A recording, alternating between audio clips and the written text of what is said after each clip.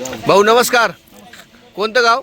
लोणी बापकर, तालुका बारामती, जिल्हा पुणे. आता तुम्ही आज काय तमाशा ठरवायला आलेत? हो 100%. कुठल्या गावची यात्रा आहे तुमची? कुठल्या देवाची? आमची गाव लोणी बापकर, काळभैरवनाथची यात्रा. काळभैरवनाथाची यात्रा. आता खरं तर आपण पाहतोय की बारामतीचे, महाराष्ट्राचे, अखंड महाराष्ट्राचे दादा, त्यांचं गाव बारामती पण दादा अख्ख्या महाराष्ट्राचे. अजितदादांचं निधन झाले आणि दादांच्या निधनानंतर प्रथमच यात्रा जत्रांचा माहोल गावागावांमध्ये आहे. काय बारामती तालुक्यात एकंदरीत परिस्थिती आहे, लोकांचं काय म्हणणं आहे? हे बघा, आता दादांचं निधन झालं ते दुःखाचं सावट आमच्या तालुक्यावर फक्त हे 3 महिने नाही, महिनाभर नाहीत, हे कायमच राहणार आहे.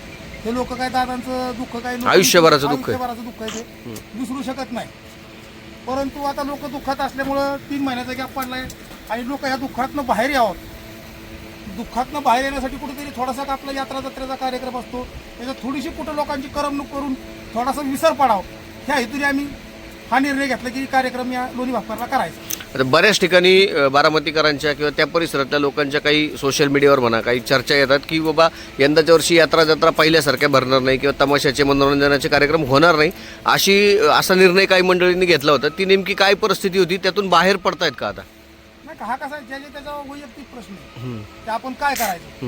आणि आम्ही 4-2 जणांनी बसून ठरवलं की बाबा आपण हा प्रयत्न करून बघू की आपल्याला लोकांना दुःखातनं बाहेर काढायचं. जसं की आपण आपल्या संस्कृतीत आपण बघतो की माणूस मेल्यानंतर 10वा किंवा 13वा ह्या गोष्टी होतात. ह्या कशासाठी होतात तर त्या परिवाराला त्या एक सगळेजण मिळून दुःखातनं बाहेर काढण्यासाठी होतात. आपण 24 तास वर्षभर तर दुःखात राहू शकत नाही.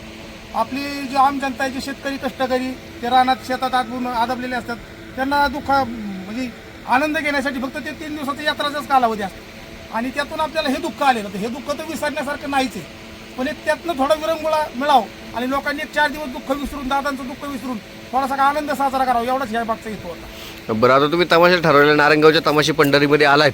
आता जवळपास तुम्ही 100-125 किलोमीटरवरून इथं आलायत. काय तमाशा पंढरीतलं वातावरण वाटलं? कुठला तमाशा ठरवलाय? काय परिस्थिती? तमाशा पंढरीत वातावरण आता जरा शांत आहे, परंतु आम्ही आमच्या गावाने तिथनं गावावरून येताना ठरवून आलतो की कैलासवासी राष्ट्रपती सुवर्ण पदक विजेता विठाबाई भाऊमांग नारायणगावकर ज्यांच्या नावावर आज ही तमाशा पंढरी चाललेली, त्यांचाच तमाशा आम्हाला पहिल्यांदा आमच्या गावासाठी मिळाला, हे आम्ही आमचं भाग्य समजतो. बरं, मोहित शेठ, खरं तर बारामतीकडनं मंडळी आलेली आहेत. अजितदादाचं तुमचं नातं सर्वश्रुत आहे. तुम्ही अनेक अजितदादांच्या ह्या तुमच्या तमाशा पंढरीच्या मुद्द्यांवर दादांशी तुमची चर्चा झाली. शेवटची भेट मला वाटलं मुंबईला तुम्ही एकत्र जेवण केलं, ती तुमची शेवटची भेट असेल. दादा गेल्याचं काय दुःख तमाशा पंढरीवर पडलंय आणि काय दादांना आदरांजली आहे तमाशा पंढरीच्या माध्यमातून? दादा गेल्यानंतर ज्या टायमाला आम्हाला कळालं त्या टायमाला अक्षरशः आमच्या पायथ्याची जमीनच सरकली. कारण की एवढा मोठा नेता आणि अशा अपघातात जाणं हे आम्हाला मानायला पटण्यासारखंच नाही. दादानी या राज्यातील लोककलावंतांसाठी अनेक उपक्रम करायचं आमचं ठरलं होतं. जसे विठाबाई नारायणगावकर आर्थिक विकास महामंडळाचं, नारायणगावला विठाबाई नारायणगावकर स्मारकाचं, राज्यातील लोककलावंतांना अनुदानाचं, हे सगळं आमचं इथंभूत माहिती ह्या आता मार्चच्या अधिवेशनामध्ये मी सगळं करायचं ठरलं होतं. पण दुर्दैवानं दादा आपल्यात नाही राहिले.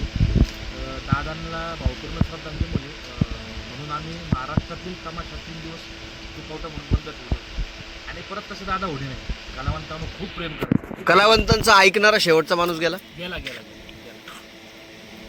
ऐकणार आता कोणी आहे का नाही आम्हाला माहीत नाही, पण दादा शांत चित्तेने ऐकून घेत होते. बाबा हा कष्टातला शेवटचा माणूस आहे. तमाशाची परिस्थिती काय दादाला सगळी माहिती होती. गावगावचे सुपारी किती पैसे देतात, किती सावपत्ती करते, तमाशाची काय परिस्थिती, किती गाड्या सोबत असतात, त्याला काय अडीअडचणी, हे सगळं दादांना माहिती होतं.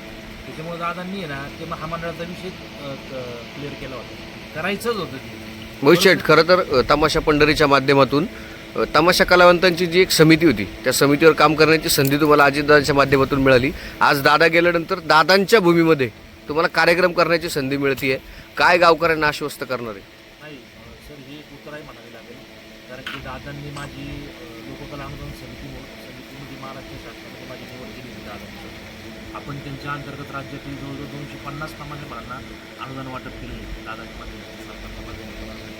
आणि पहिल्यांदाच आज बारामतीकडची मंडळी आल्यात.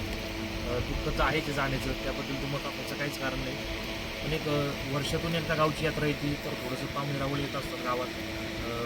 सगळेजण एकत्र येतात, सर्व समाज एकत्र येतो यात्रेच्या दिवशी. त्याच्यामुळं बऱ्याच जणांची अशी भूमिका झाली, बा दादांना आपण श्रद्धांजली वाहिलेली आहे, दुखावटा जाहीर केलेला आहे. पण एक गावची यात्रा म्हणून दरवर्षीप्रमाणे ती साजरी झाली पाहिजे.